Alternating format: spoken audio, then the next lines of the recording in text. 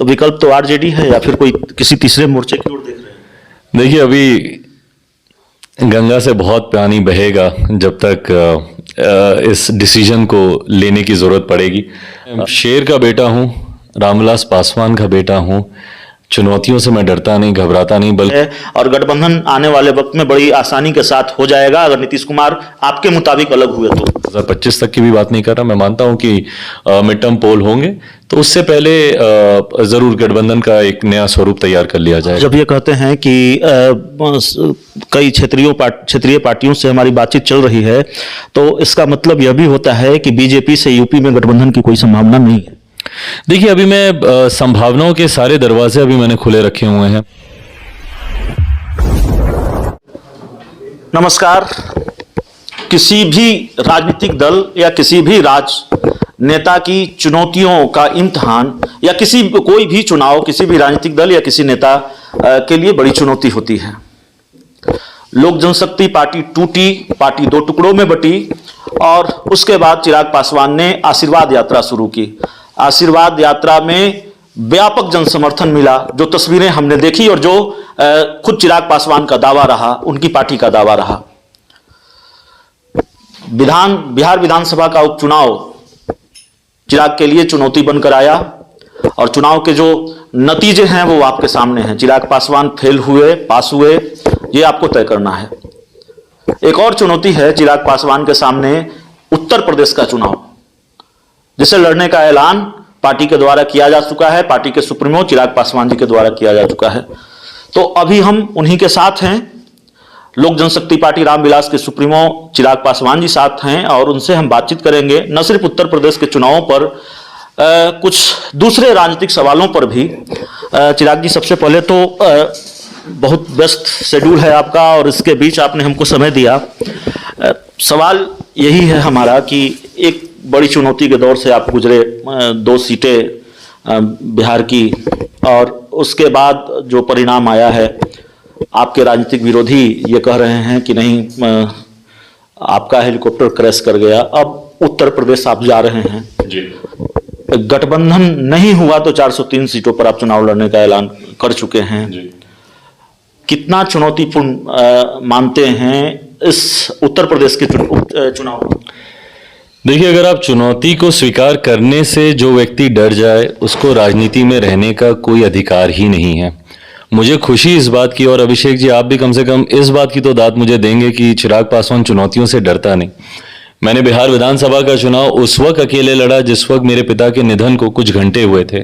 उसके बाद जब मैं नहीं डरा, इस बार का उपचुनाव एक ऐसी परिस्थिति में मैंने लड़ा जब मेरे पार्टी के नाम को, मेरे पार्टी के सिंबल को फ्रीज कर लिया गया हो। महज चुनाव से 10 दिन पहले मुझे एक नया नाम, एक नए परिचय के साथ मुझे चुनाव के रण क्षेत्र में उतरना पड़ा। उसके बावजूद तीसरे नंबर की पार्टी के तौर पर लोक जनशक्ति पार्टी रामविलास को रिकॉग्नाइज किया गया। एक राष्ट्रीय पार्टी से बेहतर प्रदर्शन लोक जनशक्ति पार्टी रामविलास का रहा। तो ये अपने में दर्शाता है कि मैं चुनौतियों से तो कम से कम नहीं डरता, और जितनी चुनौतियां आती हैं उतना मैं मजबूत बनता रहता हूं। और इस बात का मैं श्रेय मुख्यमंत्री नीतीश कुमार जी को भी दूंगा, क्योंकि उन्होंने इतनी अपार संख्या में मेरे सामने चुनौतियां एक के बाद एक, इसके परिवार को तोड़ो, इसकी पार्टी से अलग करो, इसकी पार्टी को तोड़ दो, इसके सिंबल को छीन लो। तो जितना प्रयास मुख्यमंत्री नीतीश कुमार जी मुझे तोड़कर मेरे सामने चुनौतियां खड़ी करते हैं, उतना ही मैं मजबूत और उतना ही मैं ताकतवर होता जाता हूं। तो बहरहाल, जहां चुनौतियों से मैं डरता नहीं हूं, वहीं अगली चुनौती उत्तर प्रदेश के चुनाव भी हैं। और इसमें जैसा कल भी आपसे बातचीत हो रही थी, उस वक्त मैंने इस बात को कहा था कि उत्तर प्रदेश का चुनाव लोक जनशक्ति पार्टी रामविलास लड़ेगी। गठबंधन को लेकर कुछ राजनीतिक दलों से, कुछ क्षेत्रीय राजनीतिक दलों से भी अभी चर्चा चल रही है। अगर वो मेटेरियलाइज होती है, अगर समाजवादी पार्टी लिस्ट में सबसे ऊपर है। मैं अभी ओपनली अभी मैं इसके ऊपर कोई चर्चा नहीं करना चाहूंगा, बट हाँ, कई राजनीतिक दलों से हम लोग की चर्चा जरूर चल रही है। और अगर गठबंधन होता है तो वेल एंड गुड, नहीं तो अदरवाइज लोक जनशक्ति पार्टी रामविलास 403 सीटों पर हर एक विधानसभा में भी चुनाव लड़ने के लिए हम लोग तैयार हैं। आप जब ये कहते हैं कि कई क्षेत्रीय पार्टियों से हमारी बातचीत चल रही है, तो इसका मतलब यह भी होता है कि बीजेपी से यूपी में गठबंधन की कोई संभावना नहीं है? देखिए अभी मैं संभावनाओं के सारे दरवाजे अभी मैंने खुले रखे हुए हैं। नोटिफिकेशन अभी आया नहीं है। चुनाव में अभी थोड़ा समय बाकी है। अभी सारे विकल्प हम लोग के खुले हैं। देखिए मेरे लिए सबसे ज़्यादा मायने रखता है मेरा विजन डॉक्यूमेंट, मेरे सिद्धांत, मेरी क्या सोच है। अगर उसको जरा जगह मिलती है, पिछली बार भी जब बिहार में गठबंधन टूटा तो उसका सबसे बड़ा कारण ये रहा कि भैया 7 निश्चय पे मेरा भरोसा नहीं है। मैं चाहता था कि बिहार फर्स्ट, बिहारी फर्स्ट को भी सरकारी एजेंडे में, गवर्नमेंट एजेंडे में उसको स्थान मिले। उसको जब पूरी तरीके से नकार दिया गया, यही कारण हुआ कि हम लोग का गठबंधन 2020 में एनडीए में हम लोग का नहीं हो पाया। बहरहाल उत्तर प्रदेश में भी हम लोग की एक सोच है, हम लोग की एक विचारधारा है। जो भी गठबंधन हमारी सोच, हमारी विचारधारा, हमारे मुद्दों को, हमारे इश्यूज को प्राथमिकता देगी, उसके साथ हम लोग गठबंधन में आगे बढ़ेंगे। नहीं तो जैसा मैंने कहा कि 200, 403 सीटों पर हम लोग अकेले चुनाव लड़ेंगे। आपके पास ठीक है, आप अकेले चलने की राह पर हैं और अकेले चलने की रणनीति पर काम कर रहे हैं, लेकिन आपके पास तो विकल्प था। आपको तो आरजेडी से ऑफर था, तेजस्वी यादव के साथ आपकी कई तस्वीरें और उसको लेकर लोगों ने कयास लगाया कि आपकी और तेजस्वी यादव की दोस्ती खूब गहरी हो रही है। लालू यादव ने भी हर तरह की मदद का भरोसा दिया। क्या आरजेडी के साथ गठबंधन से इसलिए परहेज है क्योंकि लालू राबड़ी शासनकाल को लेकर एक नेगेटिव परसेप्शन है? भाई देखिए इस उपचुनाव में ईमानदारी की बात है, गठबंधन को लेकर कोई ऐसी हम लोग की चर्चा हुई भी नहीं थी। और सिर्फ 2 सीटों के लिए अभी गठबंधन करना, क्योंकि देखिए गठबंधन जब होता है तो वो एक लंबा गठबंधन होता है और उसमें बहुत सी बातों को मद्देनजर रखने की जरूरत होती है। बहुत से मुद्दों पर आपके इंट्रैक्शंस होने जरूरी हैं। जब हम लोग एनडीए का हिस्सा भी बने 2014 में, तो उस वक्त भी राउंड्स ऑफ डिस्कशन हम लोग के हुए थे भारतीय जनता पार्टी के साथ। मैंने उस वक्त के भारतीय जनता पार्टी के राष्ट्रीय अध्यक्ष राजनाथ सिंह जी के साथ कई मेरी मुलाकातें हुई। उनके सामने पार्टी के विजन एजेंडे को हम लोगों ने रखा।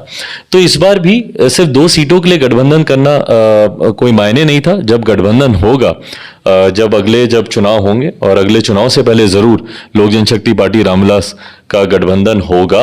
किसके साथ होगा ये अभी बहुत अर्ली है, ना इस पे कोई चर्चा है, ना इस पे मैं कोई जानकारी साझा कर सकता हूं। बट हम लोग गठबंधन करेंगे। बट हाँ, ये जो गठबंधन होगा वो जरूर हम लोग का एक लंबे समय तक और लंबा चलने वाला गठबंधन होगा। हर बिंदु, हर विषय पर चर्चा कर वो अलायंस किया जाएगा। 2 सीटों पर अलायंस करने का अभी कोई औचित्य भी नहीं था। और जब हम लोग इस वक्त क्लियर थे कि हम लोग अभी अकेले चल रहे हैं और अगले जब तक चुनाव नहीं होते, और मैं मानता हूं कि मध्यवर्ती चुनाव होंगे, मैं 2025 तक की भी बात नहीं कर रहा, मैं मानता हूं कि मिड टर्म पोल होंगे, तो उससे पहले जरूर गठबंधन का एक नया स्वरूप तैयार कर लिया जाएगा। तस्वीर तो बहुत साफ है ना कि अगर एनडीए का हिस्सा बीजेपी भी है, एनडीए का हिस्सा नीतीश कुमार भी हैं, तो चिराग पासवान कहीं भी उस फ्रेम में फिट नहीं बैठते हैं। तो विकल्प तो आरजेडी है या फिर कोई किसी तीसरे मोर्चे की ओर देख रहे हैं? देखिए अभी गंगा से बहुत पानी बहेगा जब तक इस डिसीजन को लेने की जरूरत पड़ेगी। तब तक देखते हैं क्या रहता है, नहीं रहता है। बट हाँ, इतना मैं जरूर क्लियर कर दूं कि मेरा गठबंधन हर उस दल के साथ होगा जो मौजूदा मुख्यमंत्री नीतीश कुमार को सत्ता से बेदखल करेगा। तो आप ये कह रहे हैं कि ये जरूरी नहीं है कि 2024 में या 2025 में बीजेपी और नीतीश कुमार की दोस्ती रहे ना रहे, और वैसी परिस्थिति में फिर आप तय करेंगे।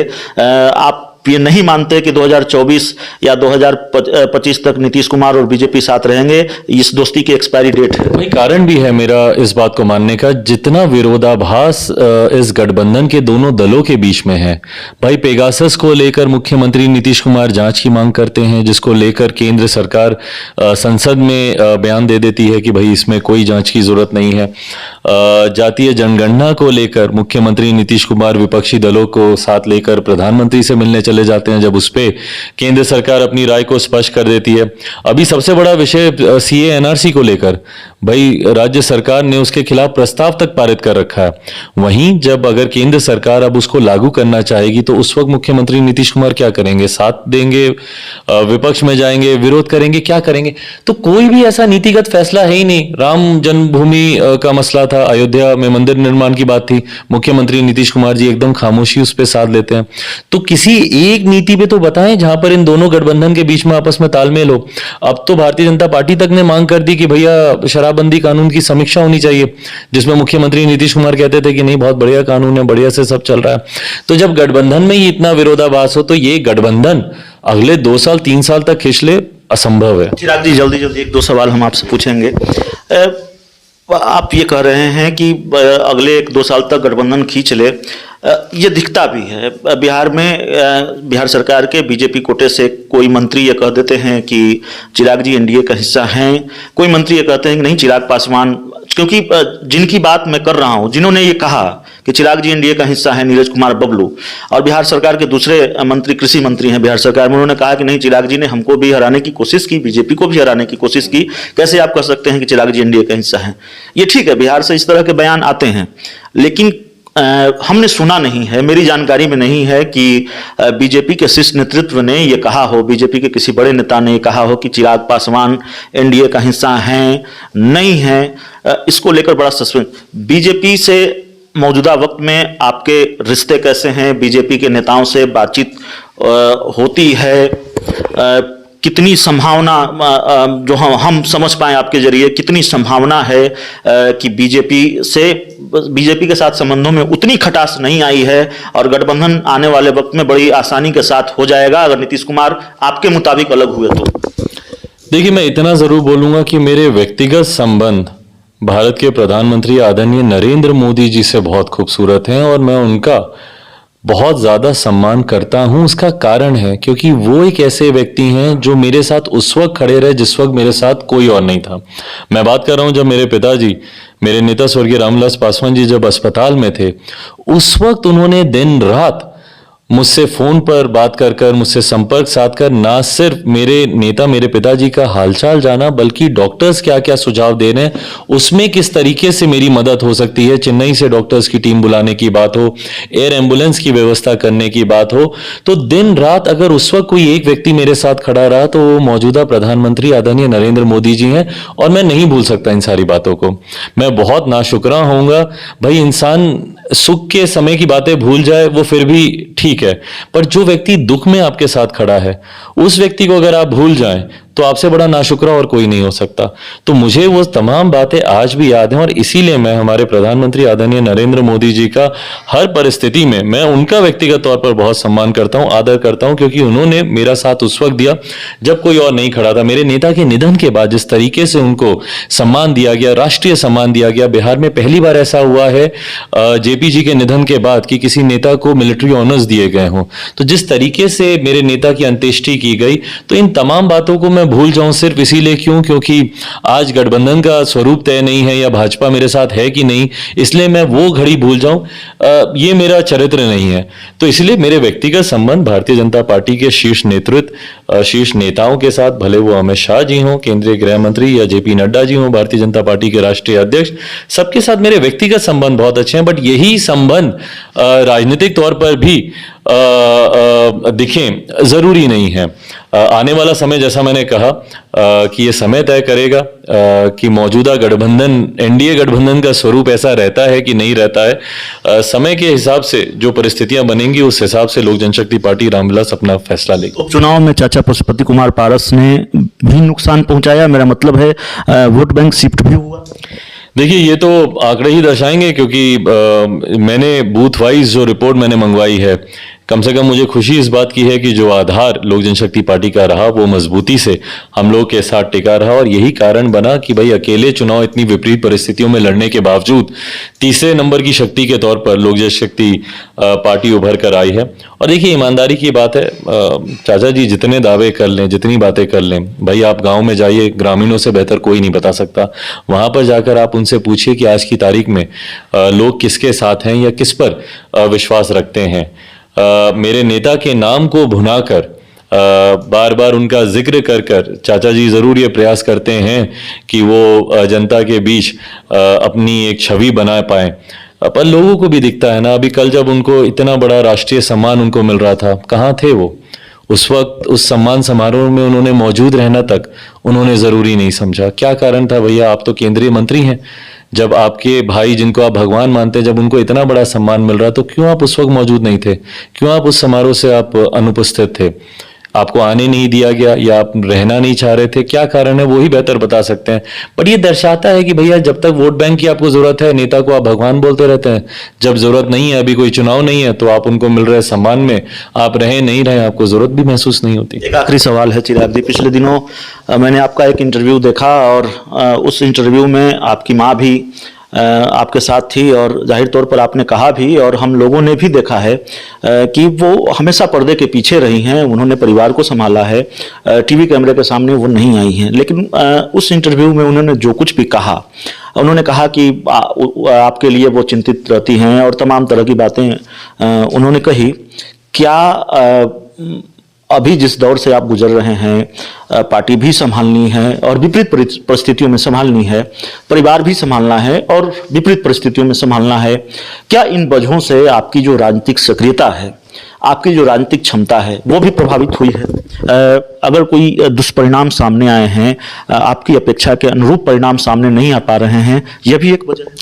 जैसा मैंने कहा कि मैं शेर का बेटा हूं, रामविलास पासवान का बेटा हूं, चुनौतियों से मैं डरता नहीं, घबराता नहीं, बल्कि हर ऐसी विपरीत परिस्थिति मुझे और मजबूत करके गई है।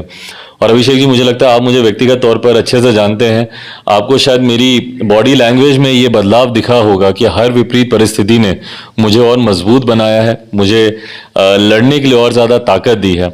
और मुझे इतना पता है कि मेरे नेता, मेरे पिताजी का आशीर्वाद, वो जहाँ कहीं भी है उनका आशीर्वाद मेरे साथ है। वो हमेशा मुझे आगे बढ़ता हुआ देखना चाहते थे। उनके आप आखिर के दिनों के इंटरव्यूज़ देखेंगे, जिस तरीके से उन्होंने मेरे बारे में अपनी बातों को रखा, तो वो जहाँ कहीं पे भी होंगे, वो आज भी वो मुझे अपना आशीर्वाद दे रहे हैं आगे बढ़ता हुआ। तो किसी भी परिस्थिति ने मुझे तोड़ा नहीं, मुझे कमज़ोर नहीं किया, मुझे सिखाया बहुत है। अपने परायों की और ज़्यादा परख हुई है, अच्छे बुरे दिनों के साथियों की परख हुई। इसीलिए आज जब मैं प्रधानमंत्री जी का जब मैं इतना सम्मान आज भी करता हूं इस परिस्थिति में, इसीलिए करता हूं क्योंकि वो मेरे बुरे दिन के साथी रहे हैं। जब अपनों ने साथ मेरा छोड़ दिया, उस वक्त भी वो उस वक्त ऐसी परिस्थिति में खड़े रहे। जब अस्पताल में आज जो लोग उनको भगवान कहते हैं, वो उनको देखने तक नहीं आते थे। जैसा कि इंटरव्यू में मम्मी ने भी इस बात का जिक्र किया, जब मेरे नेता अस्पताल में थे तो वो लोग उनको देखने भी नहीं आते थे, आज उनको भगवान कहते, वो लोग नहीं थक रहे, उस वक्त प्रधानमंत्री साथ में थे। तो अपने परायों की परख सिखाई, विपरीत परिस्थितियों में अपने आप को संभाल कर, संयम बरत कर आगे बढ़ना सिखाया। और हाँ, मुझे जैसे मेरे लिए खुशी की बात यह है कि मम्मी जैसे पापा के साथ एक साय की तरह रहती थी, वो ही साया बनकर वो अब मेरे साथ हैं। और पापा को जैसे वो एज अ ब्रेन पीछे से गाइड करती थी, हेल्प करती थी, वही मार्गदर्शन मुझे अब उनका मिलता है। तो मेरे लिए ये एक बड़ी बात है। तो चलिए, चिराग पासवान जी थे और बहुत खुलकर बात हुई। ये पहला इंटरव्यू शायद इनके साथ रहा जब हमारी इस तरह की बातचीत हुई और इतनी लंबी बातचीत हुई। लंबा इंटरव्यू और बहुत साफगोई के साथ सवालों के जवाब देते हैं, बहुत संयमित होकर सवालों के जवाब देते हैं। अंदाज और मिजाज आपको पता है। तो जाहिर तौर पर कई सवाल हमारे जहन में थे जो हम पूछ सकते थे, हमने पूछने की कोशिश की है, उसके जवाब तलाशने की कोशिश की है। इस इंटरव्यू में इतना ही। उम्मीद है आपको ये इंटरव्यू पसंद आएगा। बहुत बहुत धन्यवाद।